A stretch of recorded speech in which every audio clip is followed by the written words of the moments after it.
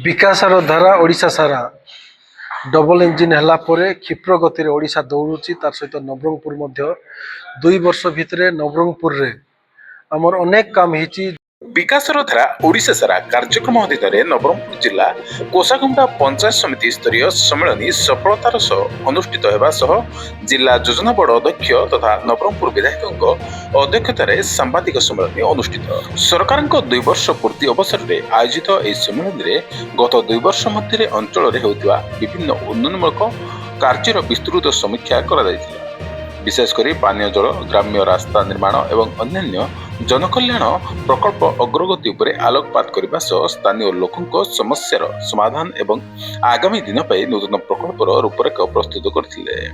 अंगनवाड़ी कर्मी को मोबाइल देवा सह नूतन हिताधिकारी आवास गृह कार्यादेश प्रदान करने सह धान बिहन प्रदान कर उन्नयनमूलक कार्य को नहीं विभिन्न विभाग स्टल प्रदर्शन कर विकासर धारा ओडिशा सारा जो प्रोग्राम आज इनागुरेशन है ये प्रोग्राम रे आमर समस्त स्कीम रो समस्त लाइन डिपार्टमेंट रो हो किंबा पीआर एवं डीडब्ल्यू डिपार्टमेंट रो हो स्कीम रो समस्त बेनिफिट्स गुड़िक आम बेनिफिशियरी मान डिस्ट्रीब्यूशन करूँ।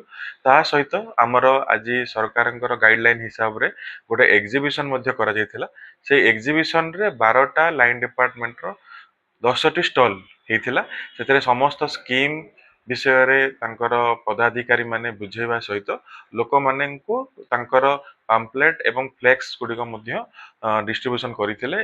डीपीसी चेयरमैन सरकार 2 वर्ष जहाँ कार्य रही से जनइले नवरंगपुर जिलार विभिन्न प्रकार कार्य विषय कहले आम अंचल 2 वर्ष कौन कौन सब डेवलपमेंट होती से विषय जनइले।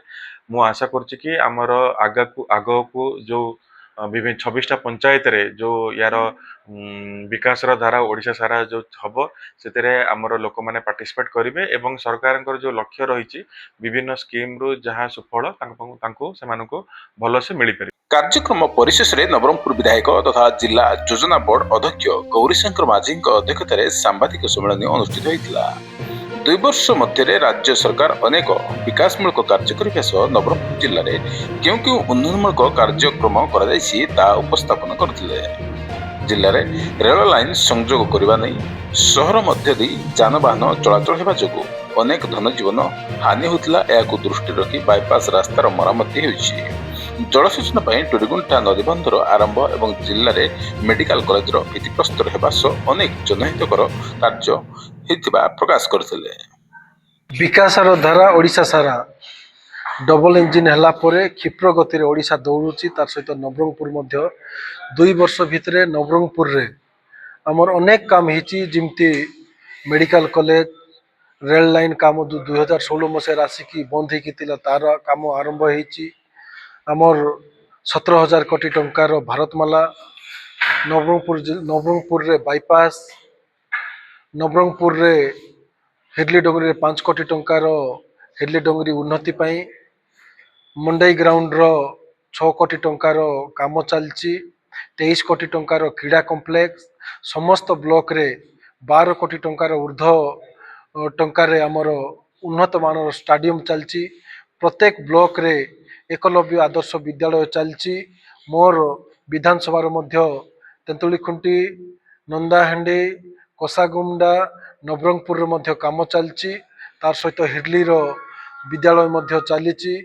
नवरंगपुर क्षिप्र गति दौड़ा आगभर चलीची।